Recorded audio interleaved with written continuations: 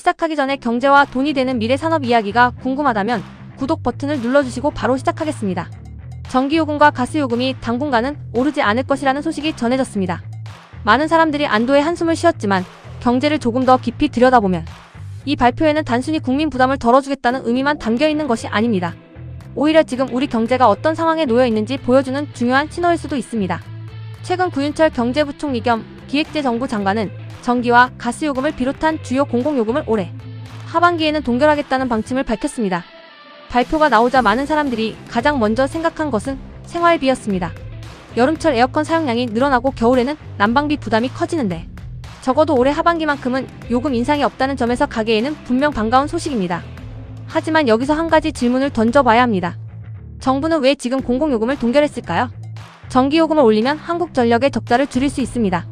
가스요금을 올리면 한국가스공사의 재무구조도 개선됩니다. 그런데도 정부는 올리지 않겠다고 발표했습니다. 그 이유를 이해하려면 먼저 우리 경제의 현재 상황부터 살펴봐야 합니다.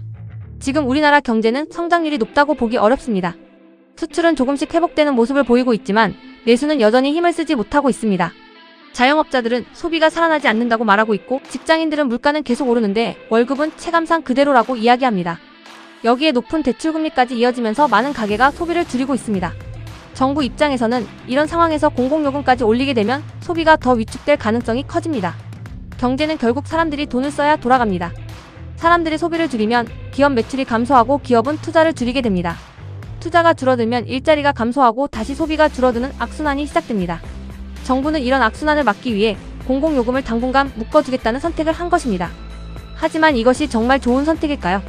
겉으로 보기에는 그렇습니다. 당장 국민 부담이 줄어들기 때문입니다.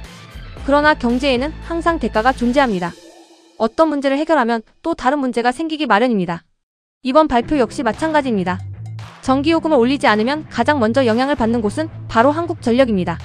많은 사람들이 아직도 한국전력이 엄청난 적자를 안고 있다는 사실을 알고 있습니다. 국제 에너지 가격이 크게 상승했던 시기에 전기를 비싸게 사와야 했지만 국민 부담을 고려해 전기요금은 충분히 올리지 못했습니다. 그 결과 수십조 원 규모의 적자가 쌓였습니다. 최근에는 국제 에너지 가격이 다소 안정되면서 적자 규모가 줄어들고 있지만 아직 완전히 해결된 것은 아닙니다. 전기요금을 계속 동결하면 한국전력이 돈을 벌 기회도 그만큼 줄어듭니다. 가스공사도 비슷한 상황입니다. 천연가스를 수입하는 가격은 국제시장 영향을 크게 받는데 소비자 요금은 정부 정책에 따라 결정되는 경우가 많습니다. 원가보다 싸게 공급하면 결국 그 차이는 회사가 떠안게 됩니다. 결국 정부는 국민 부담을 줄이는 대신 공기업의 재무 부담을 어느 정도 감소하는 선택을 한 것입니다. 그렇다면 왜 지금 이런 결정을 내렸을까요? 답은 물가에 있습니다. 물가라는 단어는 너무 많이 들어서 익숙하지만 실제로 얼마나 중요한지는 잘 체감하지 못하는 경우가 많습니다. 전기요금과 가스요금은 거의 모든 산업의 원가에 영향을 줍니다. 공장의 기계도 전기를 사용합니다. 마트의 냉장고도 전기를 사용합니다. 음식점도 전기를 사용합니다. 택배 물류창고도 전기를 사용합니다. 농산물을 저장하는 저온창고도 전기를 사용합니다. 가스 역시 마찬가지입니다. 공공요금이 오르면 기업들은 비용이 증가합니다. 기업은 늘어난 비용을 소비자 가격에 반영하게 됩니다. 결국 라면 가격이 오르고 빵값이 오르고 외식비가 오르고 서비스 가격까지 함께 오르게 됩니다. 정부는 이런 연쇄적인 물가 상승을 가장 경계하고 있습니다. 특히 최근에는 식료품 가격과 외식 물가가 여전히 높은 수준을 유지하고 있습니다. 여기에 전기요금까지 인상되면 국민들이 체감하는 생활 물가는 더욱 높아질 수 있습니다. 정부는 물가를 안정시키는 것이 지금 가장 중요한 과제라고 판단한 것으로 보입니다. 여기서 또 하나 중요한 것이 금리입니다. 물가가 오르면 중앙은행은 금리를 쉽게 내리지 못합니다. 금리가 높으면 기업들은 대출받기가 어려워지고 가계 역시 주택담보대출이나 신용대출 부담이 커집니다. 정부는 앞으로 금리가 점진적으로 낮아지는 환경을 기대하고 있습니다. 그런데 공공요금 인상으로 물가가 다시 자극된다면 금리 인하 시점이 늦어질 수도 있습니다. 결국 공공요금 동결은 단순히 전기요금 하나만의 문제가 아니라 물가와 금리, 그리고 소비와 경기까지 모두 연결된 결정이라고 볼 수 있습니다. 하지만 모든 정책에는 시간이 있습니다. 영원히 유지되는 정책은 없습니다. 지금은 동결이라고 발표했지만 이것이 내년에도 계속될 것이라는 보장은 없습니다. 오히려 전문가들은 에너지 가격과 공기업 재무 상태를 고려하면 언젠가는 다시 현실화 논의가 나올 가능성이 높다고 보고 있습니다. 즉 지금은 잠시 미뤄놓은 것일 수도 있다는 이야기입니다. 여기서 투자자들이 꼭 봐야 하는 부분이 있습니다. 많은 사람들은 전기요금 동결을 단순히 생활비 문제로만 생각합니다. 하지만 투자자라면 다른 관점에서 바라봐야 합니다. 한국전력 주가는 앞으로 어떤 영향을 받을까요? 가스 관련 기업들은 어떤 영향을 받을까요? 에너지 산업은 앞으로 어떻게 변화할까요? 이 부분을 이해하면 단순히 뉴스를 보는 것과 경제의 흐름을 읽는 것은 완전히 달라집니다. 구독과 좋아요는 영상 제작에 큰 힘이 됩니다. 이제부터는 공공요금 동결이 앞으로 우리 경제와 주식시장, 그리고 국민들의 지갑에 어떤 변화를 가져올지 조금 더 깊이 들어가 보겠습니다. 사실 정부가 가장 두려워하는 것은 단순히 전기요금을 올렸다는 비판이 아닙니다. 진짜 두려운 것은 공공요금 인상이 경제 전체에 연쇄적으로 영향을 미치는 상황입니다. 경제에서는 이것을 파급효과라고 부릅니다. 전기요금이 5% 오른다고 해서 모든 물건 가격이 5% 오르는 것은 아닙니다.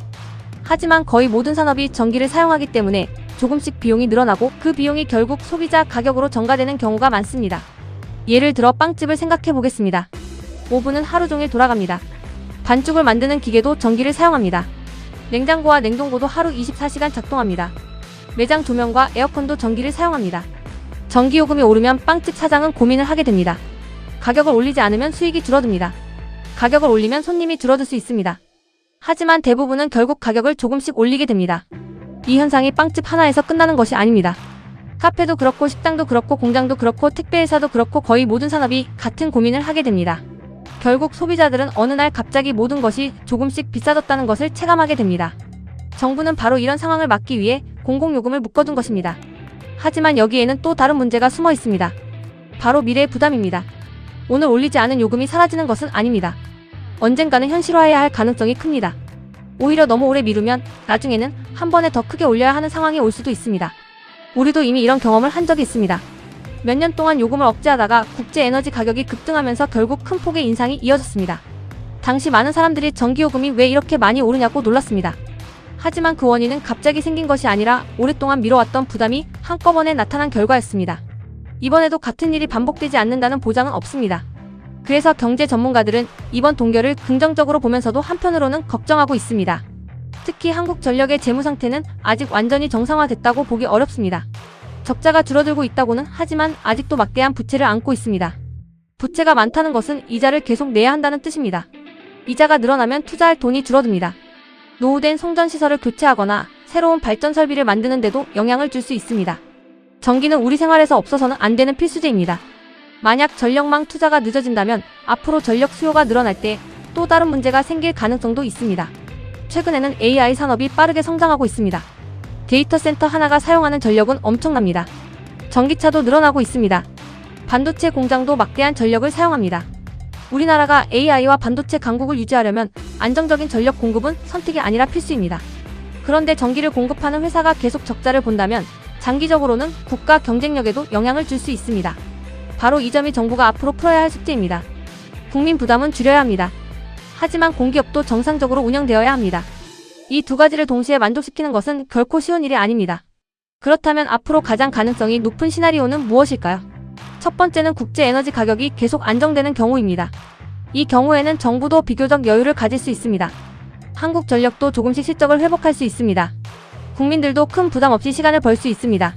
두 번째는 국제 유가와 천연가스 가격이 다시 급등하는 경우입니다.